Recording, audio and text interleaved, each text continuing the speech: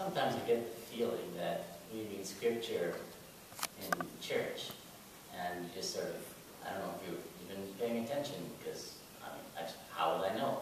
And maybe you're sort of thinking, well, Wes is going to digest it for us, we don't have to think it through. So I wanted to give you the opportunity to digest it for each other today and to think it through. I don't think we'll do this every Sunday, but oh, that was great. Thank you so much. And again, it so often when I get to this point in the service, I feel like the sermon is going to be a bit superfluous, but I'm going to go for it anyway. I've been thinking this week about collages, about pictures, and because every Sunday we present the scriptures and the songs and the service, we present this picture of life, the Christian life, the response to God. And then you take this picture, and every week we get a different picture, a little different snapshot, and we take this, and then you take them home and you sort of make this collage in your head of, well, I'm going to take this little part and this little part, and I'm going to try to make sense of all of this together. But that's not really quite it either, because the reality is that every Sunday at church we deal with a number of different passages, and so we're already starting to make a collage, and it's the collage we make into our own. Right? So there's all of these different bits that we try to make sense of in this ongoing process of trying to figure out what life is really all about, and what does God want from us anyway, and all of these sorts of questions. And one of the things I did this week in response is to make a little sign back there on the wall. I don't know if you all saw that. Did anyone figure it out yet?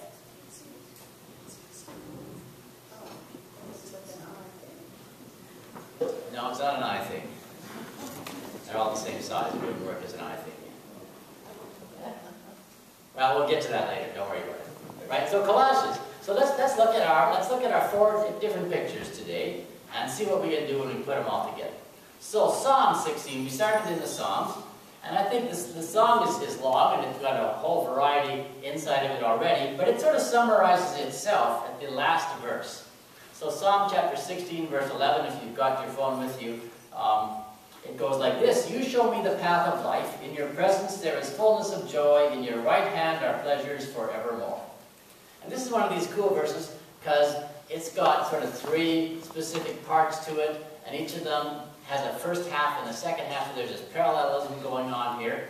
And how you understand this verse depends really on whether you read the first half of those pairs or the second half of those pairs. Because if you read the second half, you can read this. Right? Path of life, fullness of joy, pleasures forevermore. Right? So it's a reward system. Right? So God is saying, look, whatever you want, I'll give it to you. More stuff, more happiness, more joy, more pleasure, go team. But then if you read the first half of each of these phrases, right, it sort of modifies it. Right? You show me in your presence, in your right hand. Okay?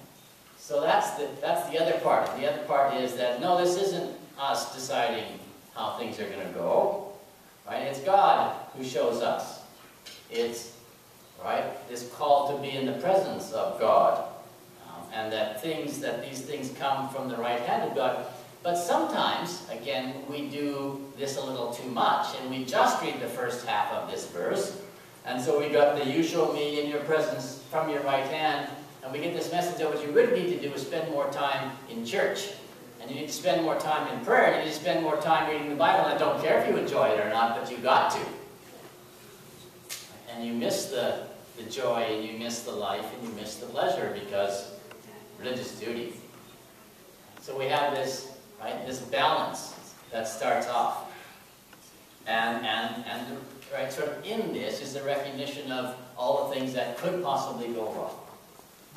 Right? And so this is where this passage is an interesting sort of parallel with the Galatians passage. Right? And Paul there is talking about flesh versus spirit, because Paul is a basic Greek dude, and so he's trying to talk the language of the culture around him and trying to explain something to them in language they understand. But I think he's modifying the language, because for most of the, sort of for Greek culture, flesh versus spirit was that. It was this stuff versus the spiritual stuff, and the spiritual stuff was good and the fleshly stuff was bad. And Paul really isn't saying that, I don't think. I think it's a much more, you remember growing up with these cartoons, right, where there's a person standing there, and on this shoulder, there's the left shoulder, there's a little demon, right, and on the right shoulder there's a little angel, and both of them are whispering into her ears, and she's got to decide what to do next. And she's hearing both of these things. Right? And I think that's Paul's picture here. One of these he's going to call flesh, and the other he's going to call spirit. And you've got to choose. You've got to choose, because both of these are, in Paul's thought, forces that want something. Right? And this one mostly wants destruction. Right? But it offers you all sorts of candy, right, if you just participate in the destruction. And this one has a different sort of goal, right? So, right, but it gives us this sort of stark choice, right? And so he talks about all of the things, right, how you can tell when you're listening to the flesh. Well, look, you know, here's this whole list of, you know, idolatry and envy and, you know, blah, blah, blah, on and on. But the other thing he offers is the fruit of the Spirit. And he doesn't talk about the works of the Spirit because, well, that gets him into other sorts of problems, right? But he says, look, this is what's going to happen if you're listening to this voice. And so that's what that sign is. Right now I'm going to leave it there for a few weeks, because that, you know, it's a really nice thing to memorize, right? So love, joy, peace, patience, kindness, goodness, right? Faithfulness, gentleness, self-control. You knew that. You just weren't saying it. Right?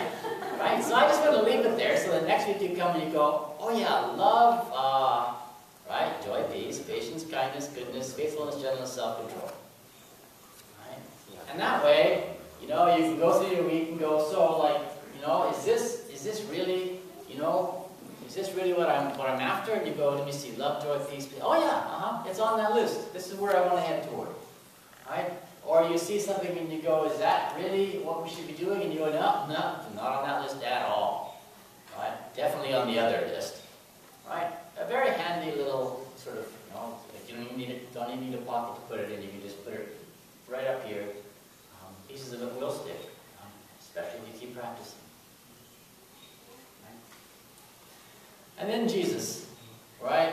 No, let's go back. Let's go to 2 Kings, because the 2 Kings story is actually one of my favorite stories, well, set of stories in the whole world, because like this is my dissertation, and so I did this for years and years and years. And there's so many, right? There's so many parts to this story, right? And this, right? You start with this travel, right? With Elijah and Elisha, don't know where they start out, and God sends them. And think about a significant sort of walk here, right? So let's say we take we're going hiking as a church. And, you know, Will is going to lead us on our hike. And Will says, well, off we go. We're going to Fairmont. Exactly. Right? Whoa. Right?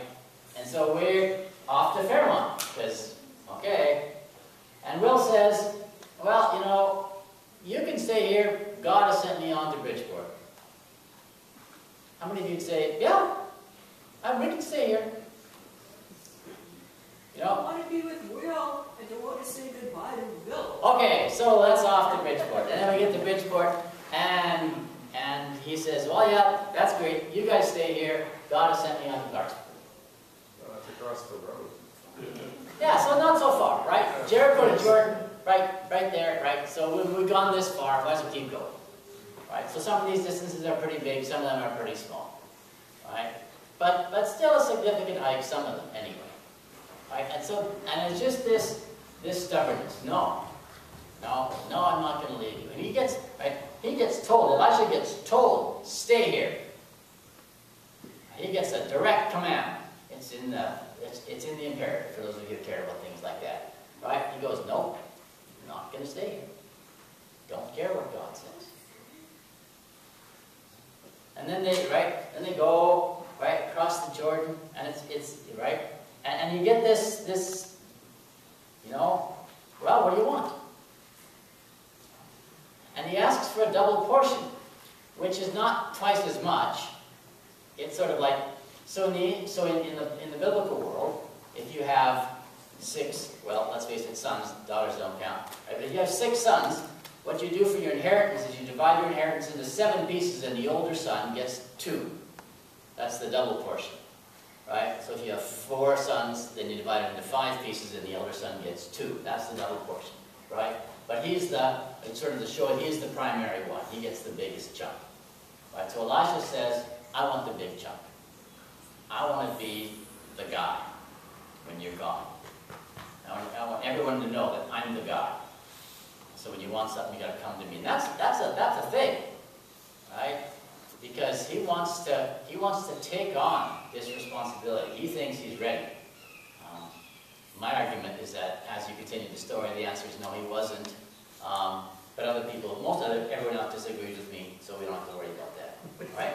But there's also this demanding part of this, right? And some of you talked about this too, right? This picture of picking up Elijah's mantle and smacking the Jordan with it and saying, so where is this God? And just imagining doing that. Because I wouldn't have the nerve.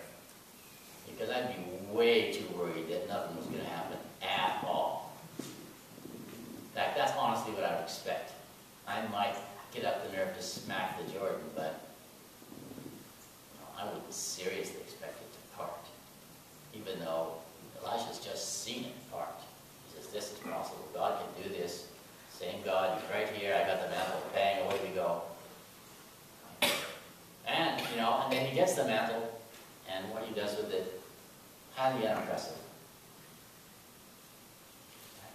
But Jesus reminds us, right, as you all said, this is not easy.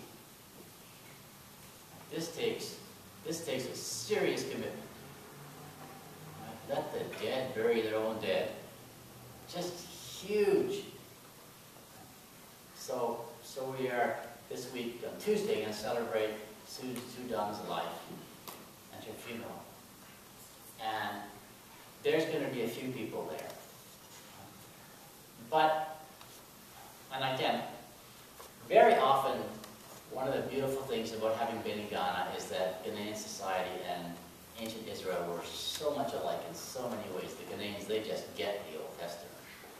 So try to put this in Ghanaian context. If someone like Sue dies in Ghana, the older you are, the bigger the funeral. Right? The death of a young person, death of a baby, there's a little funeral. If it's a well-known teenager, there might be a funeral, her friends would come, but, it's not that big a deal. But a death of a senior citizen, a death of an old woman, right? Well, first of all, it would be probably October, November before the funeral would even happen. Because there's things we got to get ready. You can't just have them like bang right away. So it'd be like months and months and months of preparation. The family would be saving up money for months and months and months to have this thing ready. And the bigger the family, the more preparation would be involved here. And then the funeral itself would last from Friday through Sunday sometime. Right? And you'd hire this and you'd arrange that. Right? So imagine in the middle of that for someone to say, let's just walk away. This is just your father. This is not easy. This is a serious sort of thing. So that's our little picture for today. And right, as we noted, there's another picture that we're seeing this week, or another collage, and that is the American collage. And America, as an idea, is itself a collage because it's lots of little pictures, and people put it together in so many different ways. And so how we respond to that flag emotionally is very different. Right? Growing up in Canada, that's imperialism. I mean, as an American citizen, I still can't look at that flag and not think imperialism. I have no love for that piece of cloth at all, right? Don't wave that sucker at me because it's not going to go well, right? So, right? So, and I don't expect anyone else to feel that way, right? But I'm just saying that, right? There's this ideal of America, but it isn't a single thing. It's dozens of different things depending on who you ask.